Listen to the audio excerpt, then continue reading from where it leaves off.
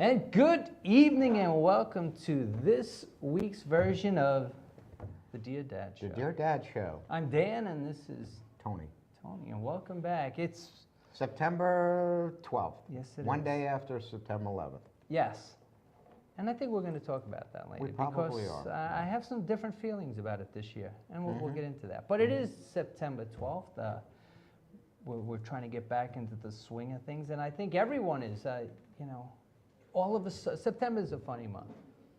2 weeks ago, you go to work. Well, you see, it's different for you. You live close to where you go. Yes.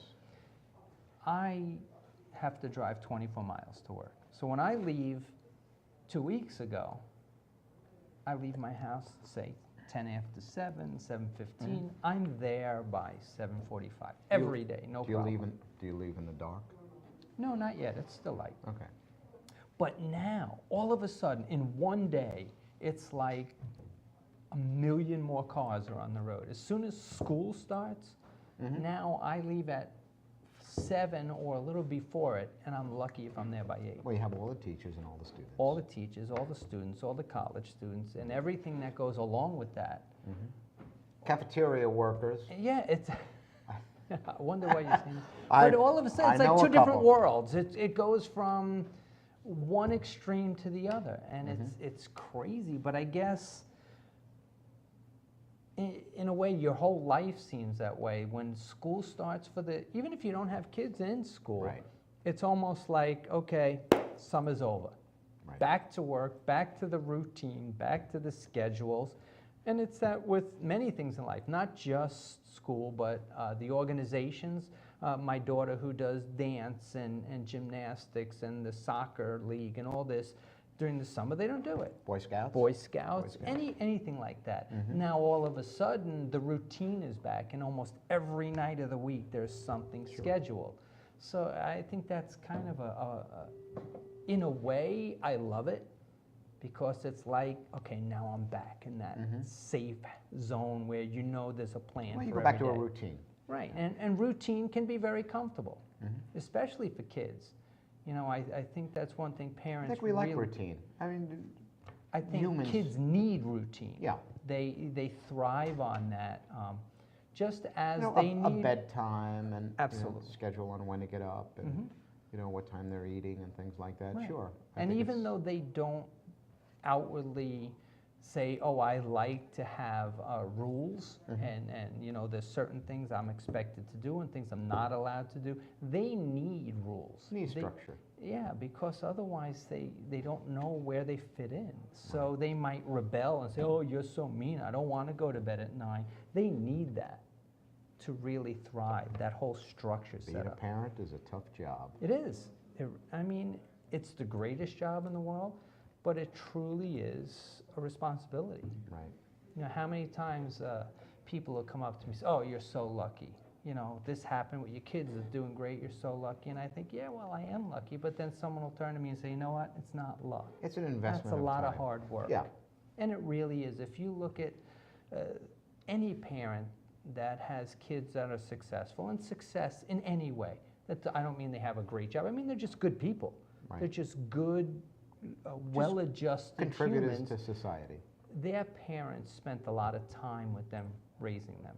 Because if you just let a kid go, it's hard for them to grow up right, because they're pulled in so many different ways. Right. So we're back to the September structure. We are back.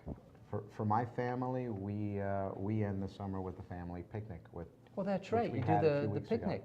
Mhm. How did that go? And that now went this good. is mostly the cousins, right? This is Explain that, because my this is a little father's different. My father's side of the family. Okay. Some of my mother's side have now grown into the picnic. It's over 45 years old.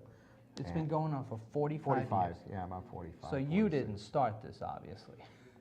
Well, I didn't start it. No. But I've been to all of them. Yes, you have. So how did it start?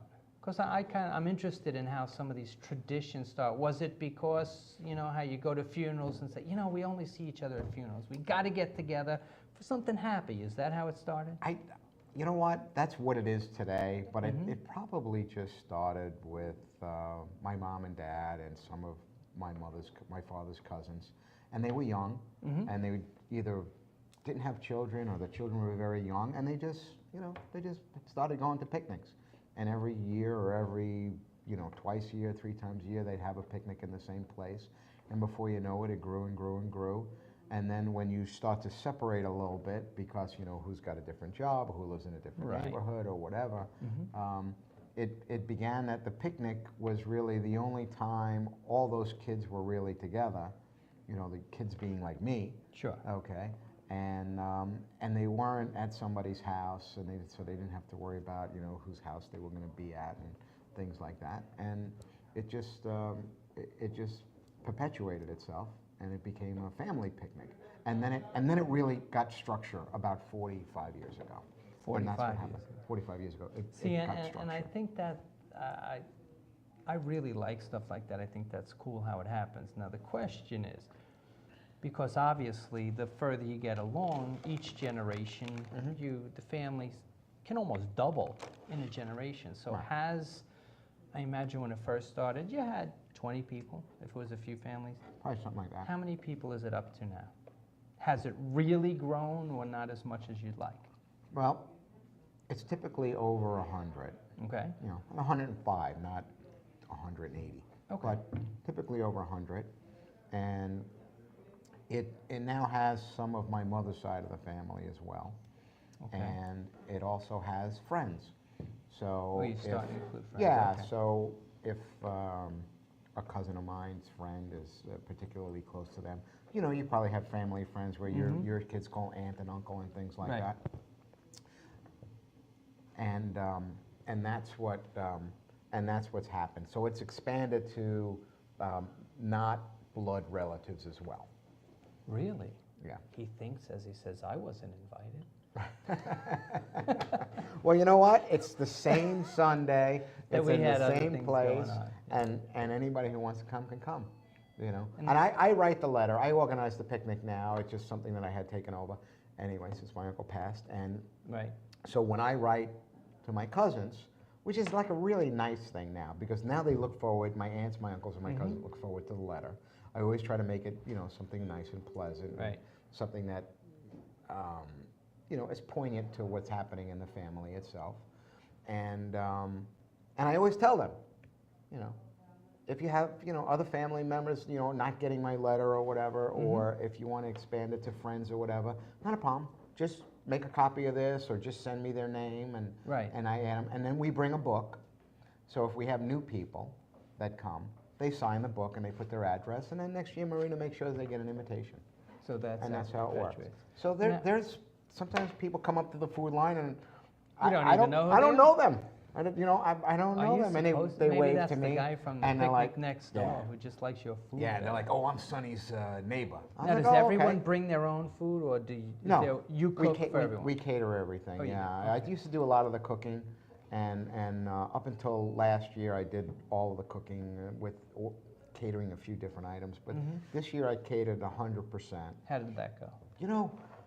Everybody was like, Anthony, it's gonna be so much less work for you. You're gonna be able to spend all the time, with us and hang out, because the last few years you're doing so much work, we never even see you. But you like that. I know, I like it. But my cousins don't think it's good for me. Yeah. Okay, and my So aunts how and my was, uncles. did you like it better this It year? was the Was same it amount less of work? It was the same amount of work. Same amount of work. Yeah. The only So thing next that year you're saved gonna me, go back to cooking? The only thing that saved me was all the prep work. I would be working on the Sunday's the picnic. I'd be starting like Monday. Right. Or Getting even- all my stuff together, and do I have enough sternos? Do I have enough trays? Go shopping for cups and plates and all that stuff. Then by Thursday, I'm cooking stuff and whatnot. So realistically, I did very little that whole week. Right. And I kind of just, It just happened. took the big things like tables and the tent and that stuff. So now here's at a the end of question. on Sunday morning. Yeah. Something like this, obviously, if the next generation doesn't pick it up, it dies. So Yeah. you're still in your prime of your generation. You're not beyond the years to be doing it. You got I a got- good 10 years left. Oh, 10? Well, 10 years that you want to do all the work. You want to go to it for another 40, but after 10 years, you want someone else to take over the lion's share of the work. My Uncle Charlie did it until he was about 75.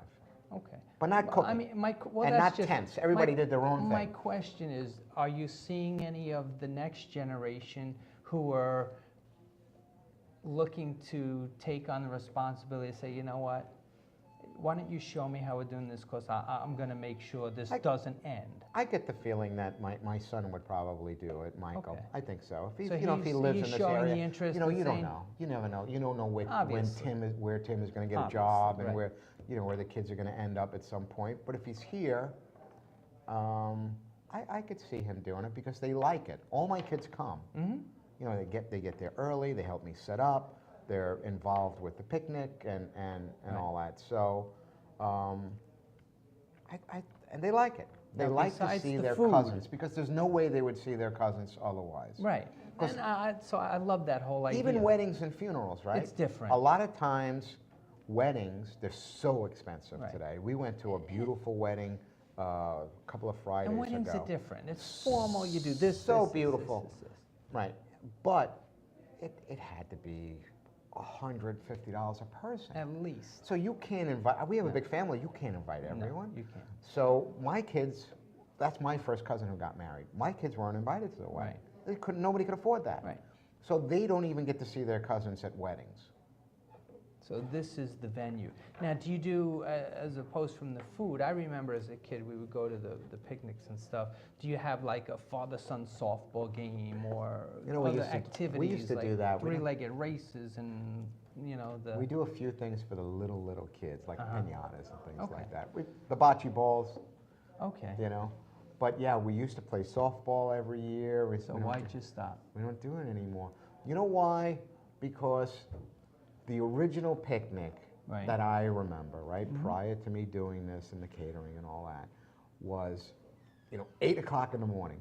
Mhm. We'd get there with bagels and coffee. Right. Lasted all day long. And you were there until 7:30, 8 o'clock at night until it was Yeah, dark. blocks of ice that they had to chip the ice into big metal vats. Yeah, we used to walk to our car at night. It Mhm. was dark. We used to drive to the site to pick up whatever you needed to And pick it's up. not like and that it was anymore. pitch black. No, we're basically there for 5 hours. So if you really like that part, the softball game and getting there early, why not try to bring that back? You know what? Because if you have a lot of young kids, maybe that's what they're looking for. They're I- looking to do that stuff that That's you true. don't do anymore. When I think back to those picnics as a kid, that's what I remember, those huge metal tubs with the chip and the dry ice and stuff Sure. and getting that softball game, because I might have been 4 and I'm standing in front of my dad playing softball. Because Right. sometimes when you lose that, the Seeing event your changes. old uncle run the bases. Right, the event changes, and now if you bring it back, that might be the way to get the kids back. My advice, or what I would think, is whatever you remember most about these picnics between the ages of 5 and 15, those are the things you need to bring back. That's probably the most important. Yeah, because Yeah. that's what you remember. Yeah. Do you remember how good the food was? No. You remember that you had Yeah. a good food. Yeah. But you remember doing these things with your dad. I Sure. remember watching my Uncle Charlie take a wedge of watermelon like this and just eating the whole thing, because they had a watermelon eating Right. contest. So that would be something I would make sure was involved in anything I did. Right. The traditions, I think that's what kids really try and latch on to. Well, we're keeping it alive. We've got, Which the is young good. people still going. And you're committed to it, I know that. Yeah, I'm committed to keeping it going, and we still get a lot of participation. Mhm. The old people like it because it's not a lot of work. It's not the work that it used to be Okay. for the old people. And you're right, we probably could make it a little more exciting for the younger people. Because that's the only way it's going to keep going. Yeah, yeah. Now, it used to be that was the first day of football season. I don't know when football season changed, but it was the Sunday right. before Memorial Day. I mean, Labor Day. Now it's the Sunday after. And now it's the Sunday after, so something changed, because everybody used to bring their radios. Right. You know, and who was a Giant fan, who was a Jet fan, who was a Bills fan.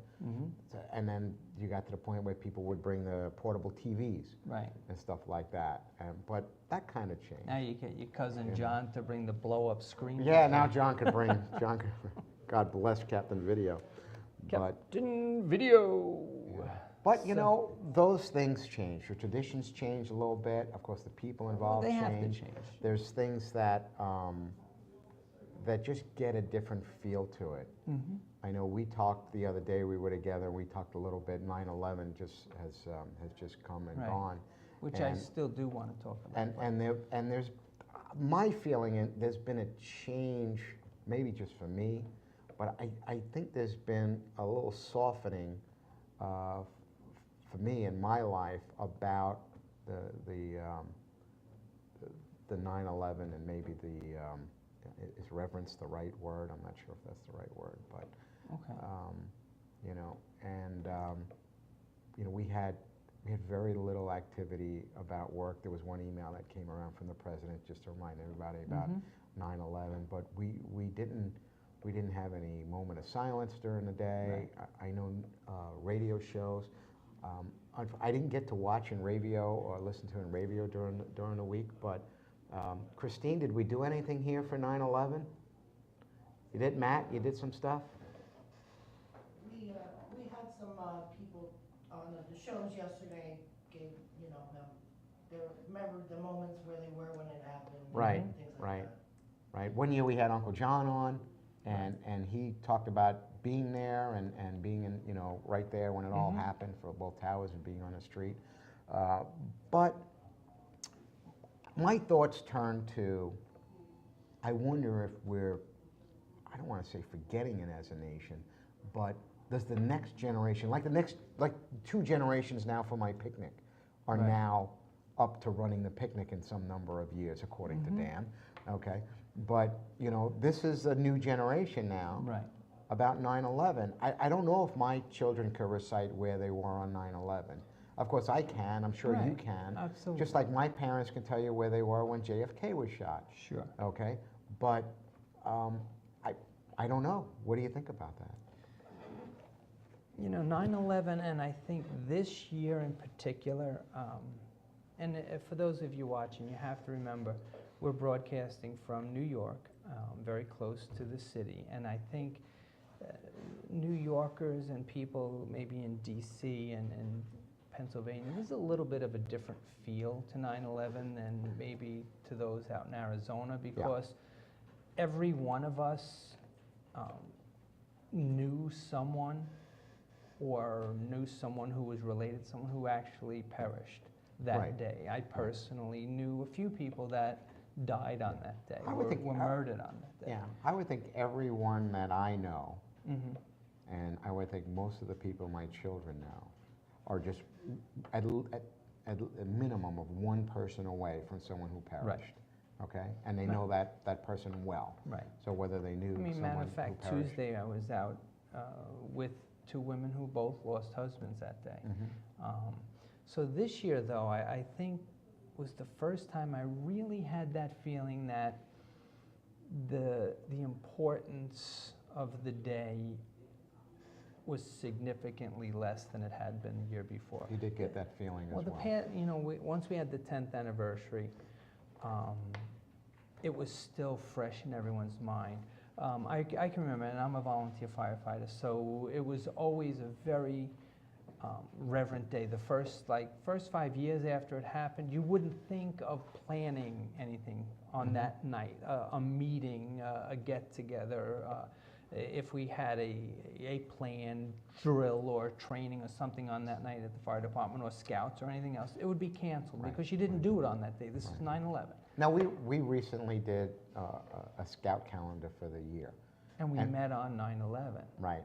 But we look through dates and things like that. So I have to assume that if you're a fireman or policeman or something like that, and when you go to put your schedule together for the year, of appointments and meetings or Right. whatever. You look at 9/11 and you say, no, let's not do anything. We're not going to plan anything for 9/11. Well, that's what was happening. Now I think everyone's starting to say, okay, we can't just not do something because it's 9/11. Right. There are still the memorials that go on, there's still the ceremonies, but you really get the feeling that, okay, life is moving forward. Right. Even listening to some of the speeches of the people who were directly involved. Many of the children don't really remember the person they lost. They might have been 2 or 3 or 4, even 5 when it happened. Right. And so they remember some of the stories that they're told or from pictures, but those true memories, they're not there. A lot of kids were born after. Yeah. So yes, they know what happened and why it happened, but that tight connection is starting to go away. Even say, for the people I know, the woman who lost her husband, he was a firefighter, or the woman who lost her husband who was a Port Authority policeman.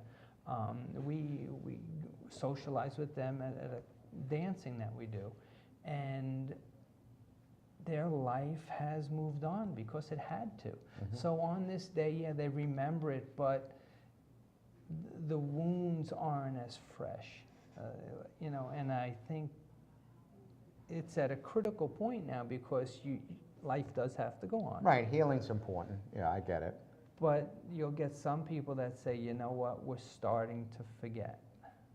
And I don't think we can nor should forget. But on the other hand, they have, as you and I talked about in a different conversation, there are other significant events in our nation's history where just as many men or more died that we have not forgotten, but it's not as important. Like how many teenagers can tell you... Time has eroded its significance. Yes. How many can tell you not only for what the living. D-Day was, but when it was, or Pearl Harbor, or when the Battle of Fredericksburg or Gettysburg, or the Battle of Revolutionary War, where Right. so many Americans.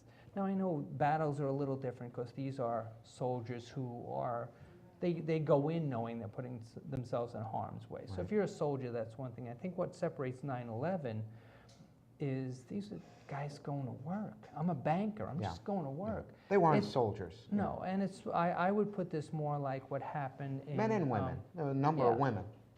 Right, in Tennessee, where you had the building of the bomb that was put in the building, and there's different, Right. you know, not Oklahoma. the Oklahoma bombing, and some of these other Right. ones where it was just And then, you know, 9/11, there citizens. was the Pentagon, and then there was the plane Correct. that went down in Mhm. Pennsylvania. So other communities other than New York also feel this. The scale was bigger here, right? It was over 3,000 Yeah, it was people. much more people, but I don't think, you know, for the person who lost No less someone in the significant. plane, it's No. no. And I think just as an event, the question is, how do we continue to keep that solemnity about it and keep that reverence about it without becoming stagnant? Right. Life has to go on, so Right. without losing that Right. memory. How do you keep it in the minds of the heart Mhm. and the heart of the next generation, the hearts of the next generation?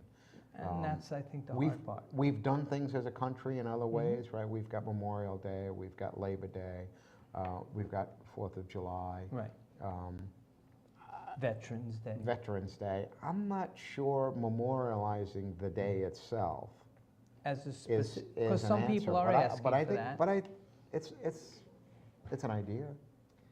Yeah, you know, and I heard some news stories that people are proposing to make it a national holiday, and I don't think it should be. I think it should be memorialized with the other ones. We tend to celebrate national holidays, even if the event is a solemn and serious event. Correct. As a nation, good or bad, I'm not going to argue that point. So, like Memorial Day is supposed to be remembering the soldiers that fought for our country. And it turns Memorial into- Day's turned into picnics. For most people, it's a It's- day to stay home from work and drink a lot. It's the day they sell 5 million hot dogs, Right. is what it comes down My to. father was always... For some people, Right, well, my father, who was a veteran, On Veterans Day, he was the only one that had to go to work.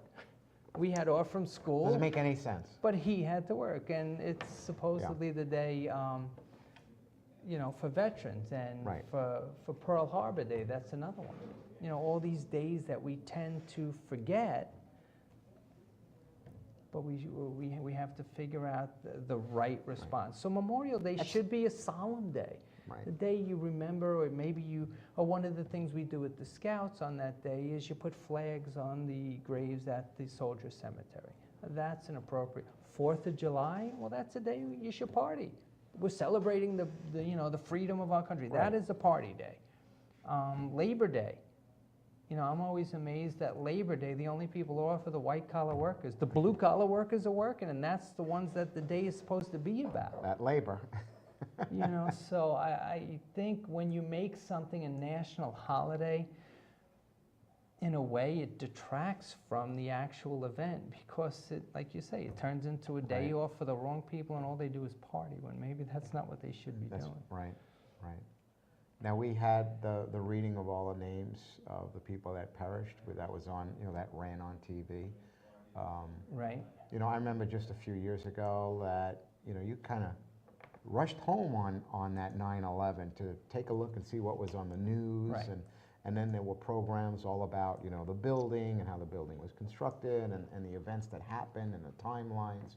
And, you know, we spent a lot of time as a country, okay, talking about the event. Mm-hmm.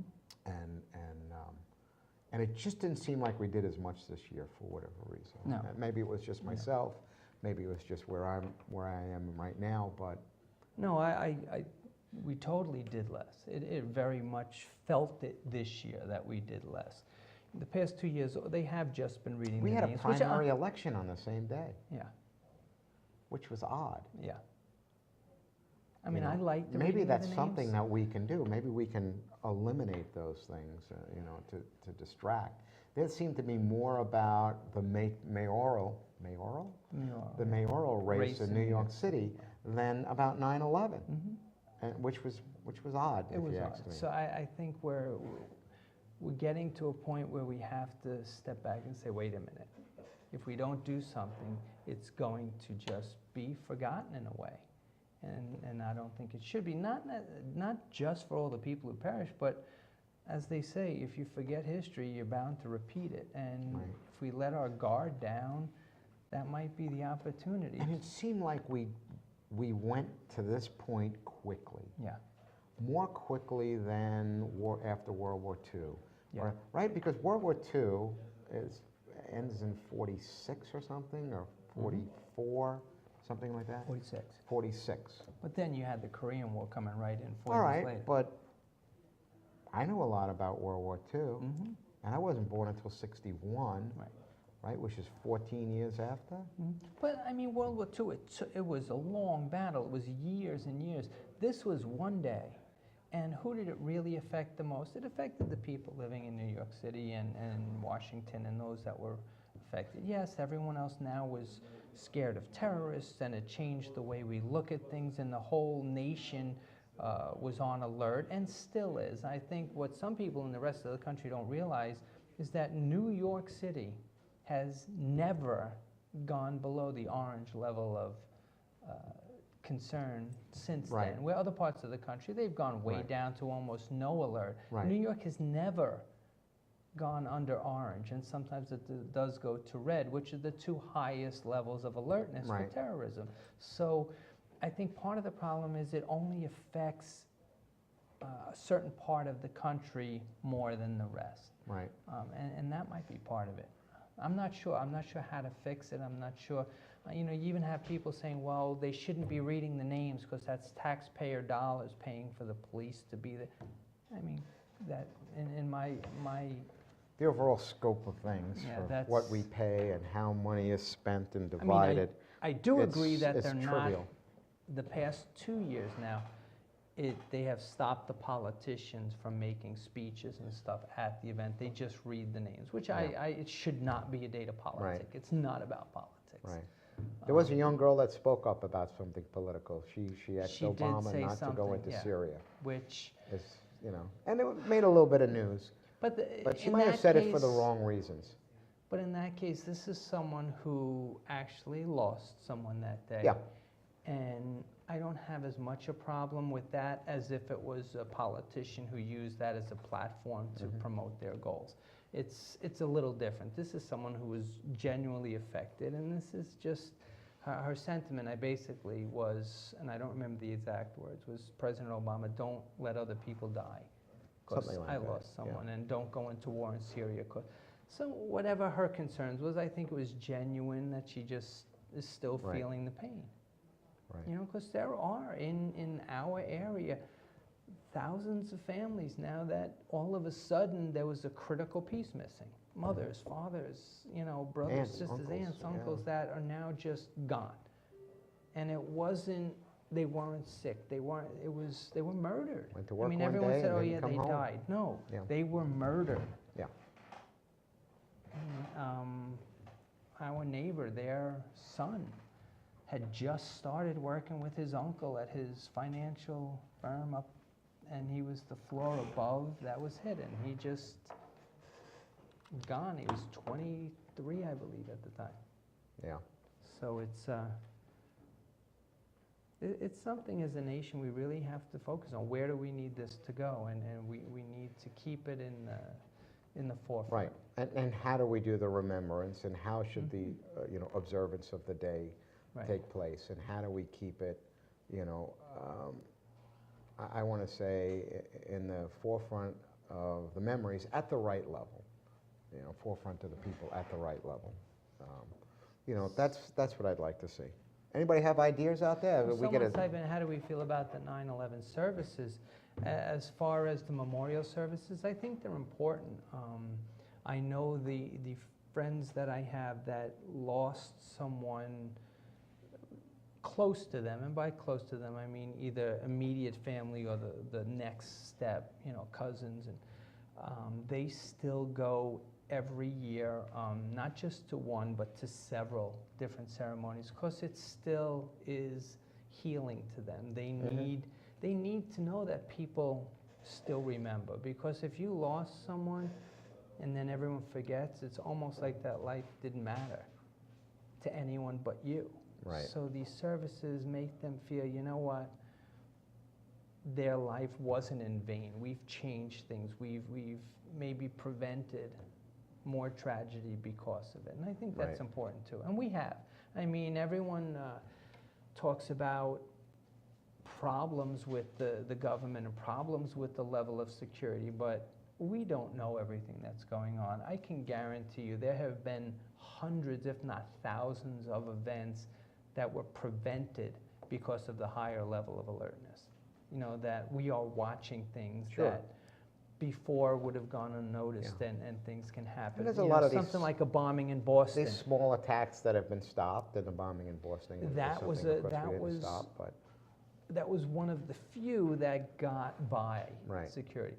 There's probably hundreds of things that could have been the same exact thing or worse that were just prevented Right. because someone was watching, someone knew what to look for. And I truly believe that's true. We are far safer now than we were on September 10th, 2001. right. And in a way, that's comforting to me as a father, and to know that there is someone watching. You know, you get to that whole, what about profiling? What about, well, you know what? There's got to be a way to do it so that we're safer. Is it always right? Well, maybe not, but Right. you know what? We can't let something like that happen again. And if I we're not always- vigilant, it will. Right. I always say the same thing about profiling. If, you know, if the bank down the street was robbed by a short Italian guy with dark hair and I got pulled over, I wouldn't complain Right. because I'm a short Italian guy with dark hair, and that's the person they're looking for. Mhm. Now, I may not be the person, but I have to understand I fit the profile of what they're looking for. Right. Okay. And I So- totally get the other side too, that they feel, well, you're just always pulling me over because of the way I look or the way I dress, but you know what? If the last 50 terrorist attacks were committed by someone who looks and dresses just Right. like you, well, they're Between not 20 going to and pull 40 over and- someone and- who looks the opposite of you, thinking. So Right, the percentages are no longer I get with the them. fact that you're assuming I'm a criminal, but we live in a day and age that if we can't make certain assumptions, we may lose thousands of people again. And It's we a can't allow that. percentage game, just like most things. Right. Okay, you put together a profile of what would lead to an event, Mm-hmm. and then when the percentage gets to a certain height, Right. where you say, okay, we're 85% certain that thing's going to happen, they take action. Right. Okay, so are they ever 100% certain? No. Probably not. And if you're part of that group that's being profiled, you're gonna hate it. It's going to happen. I get it. You're not gonna like it, but I don't know of a better way.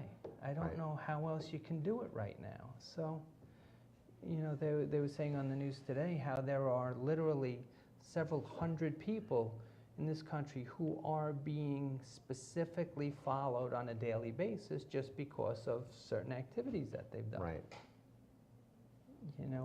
If they would have been following those guys who hijacked the plane, maybe they never would have got on the plane. Right.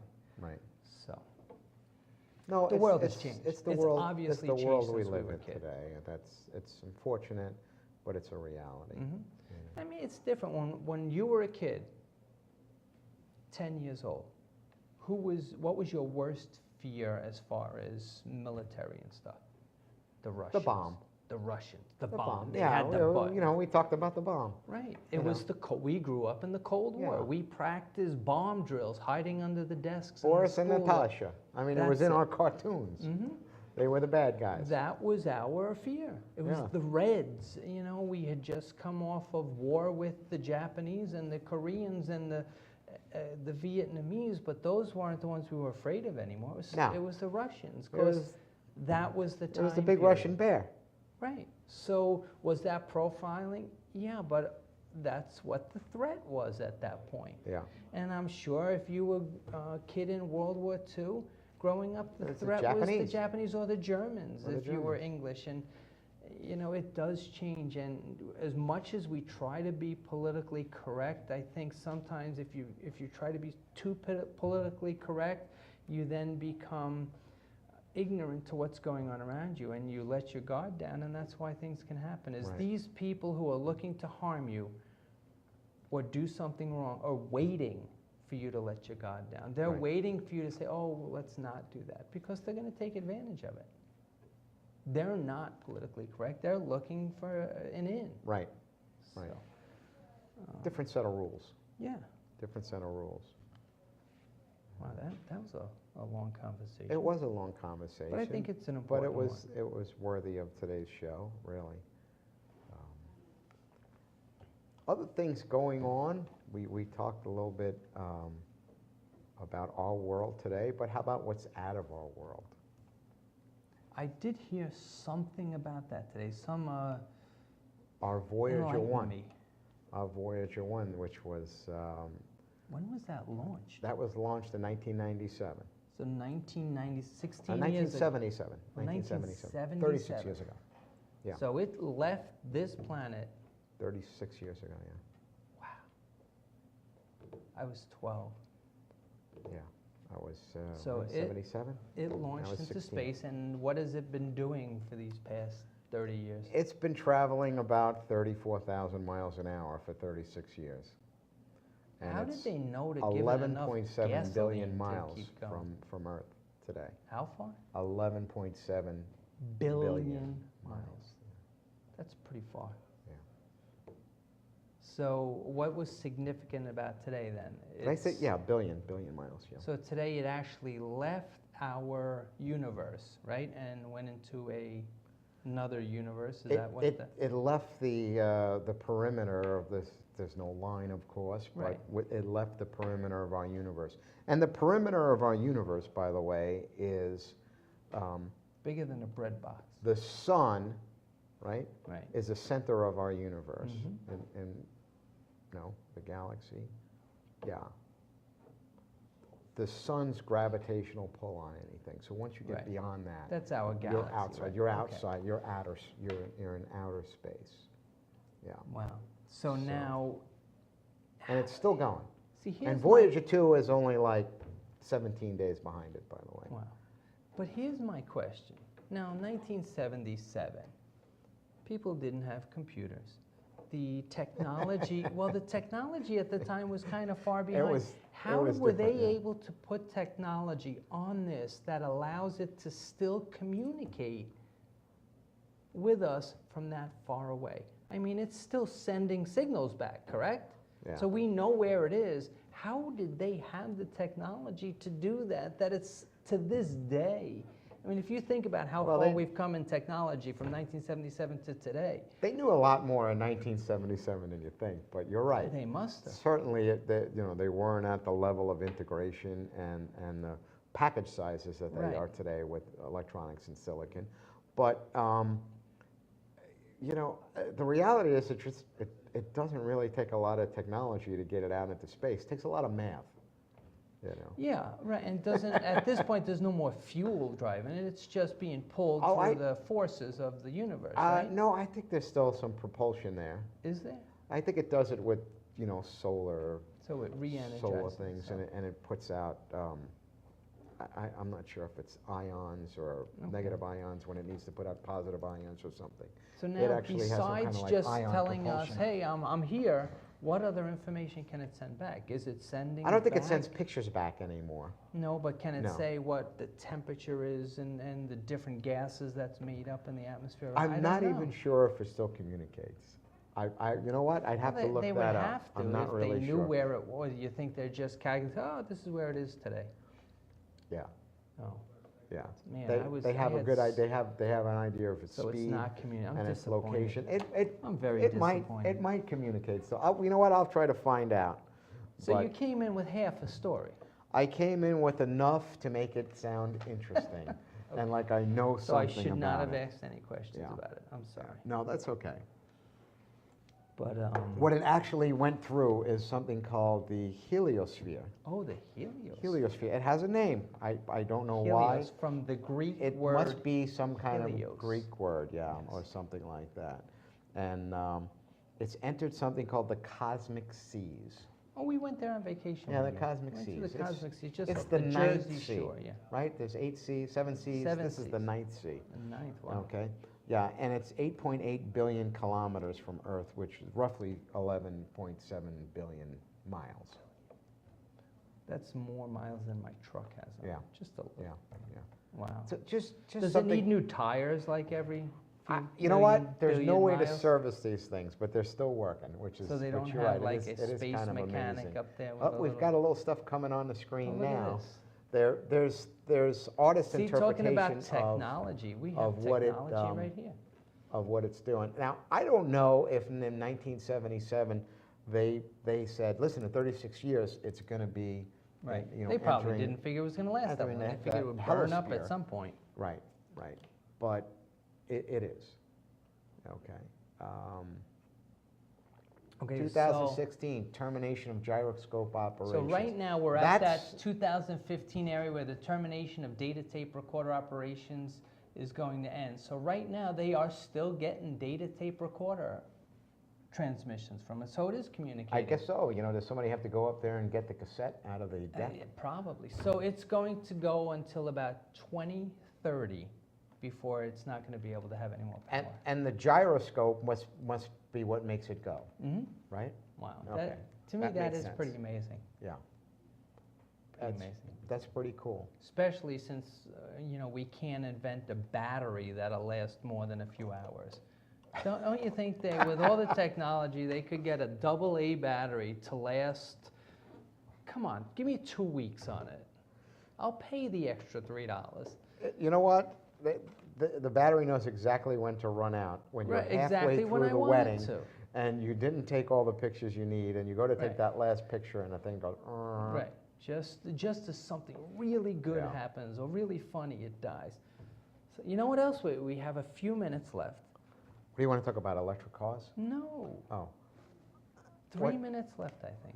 A little birdie told me. What just started last week? Football season. Football season. Now, football is a funny season for me because I'm not like Joe Pigskin where I like live, breathe football. But I gotta say, you know, on a Sunday afternoon, there's just something about sitting down and watching a football game that's very comforting and very relaxing to me. And it's just has, you know, sometimes they talk about comfort food, and to me, that helps make a weekend complete. That I can just watch a game and then, you know, have a nice Sunday dinner and then go to bed, and the weekend was good. Because even if the team doesn't necessarily win, Right. and I root both for the Jets and the Giants, I'm one of those fans that I like them both almost equally, unless they're playing each other. Football is one of those sports where many people can root Like for two the same teams. Right. Yeah, like I can't love the Mets and the Yankees, Right. but I love both the Giants and Jets. If they were playing each other, I'd root for the Jets. Right. But other than that, I'll root just as strongly for both of them. Yeah. And I enjoy. Did you watch the Giant game? I did, and I was. It was weird, right? Eli Manning first like three possessions it ended in seemed like turnovers. he turned everything over, well, the right? first pass of the season, he turnovers in the basically first threw to quarter. the guy. He Yeah, says, "Here yeah. goes a tomato." went right into the guy, which is a mixed signal thing type of Right. thing, which But on way I the first understood throw of the season, that's Yeah. got to just mess with it. your mind the rest of the It begins game. to set the tone for the game, which is tough. But on the other hand, we have the Jets, who aren't expected to do a whole lot this year, and they pulled the game out at the, you know, there was some circumstances, but they took advantage of an opportunity and they won. Right. Personally, with all the quarterback problems the Jets are having, I would like to see them say to the young Sims, who is Phil Sims' son, he had a great preseason game. But he's not with the Jets. What? He's Yeah. with the No. Giants. No, he's with the Jets. Sims is with the Jets, and Oh, I thought he was on. no, he's third with the string Jets. for the so, Giants. No, and so they should just say, you know what, Sanchez is out. Here's the ball. Here's your opportunity. And I think that would be that one situation where all of a sudden this guy all of a sudden plays one game and never stops the rest of his career. That's what I think would happen. Now, you Give know, the ball to Sims. Come on. I have to brush up on my sports. You know do that. because Sunday you're going to be Sunday, on. I'm the stand-in for Bruce. So if you want to see more of Tony, because we are out of time, we're getting We're getting signal close, from the yeah. room, we're done. So if you want to see more of Tony on Dear Dad, tune in this Sunday This Sunday. to Glory Days. Glory Days from And- 10 to 11 and- Eastern Standard Because Time. Bruce can't be here, so you're Bruce going is to do going to it. is not going to be here, so I'm going to do it with Disco, and you guys know Disco's my brother. That will be awesome. So I get to hang out Oh, with wait. my big brother on Sunday morning. See, now Major Tim is typing, oh, solar system, nothing for us to send to it. Oh, okay, the edge of the solar system. So I guess I have to have a conversation with Major Tim, because he appears to know a whole lot more about this than we do. So we'll get in touch with. Thank you to everyone who's tuning in. We will be back next week. Until next week. And we'll have a fresh show. Christine, thank you. She puts up with a lot to keep our show running, because we're not the most predictable type guys, but she just goes with the flow. So thanks, Chris. You make us look good. Thanks, Christine. Tony, have a good week, man. And everyone out Arrivederci. there, remember, 9/11. Keep it in your mind, and till Keep it in next your week, heart. Keep it in your heart. Goodbye, all. Bye, everybody.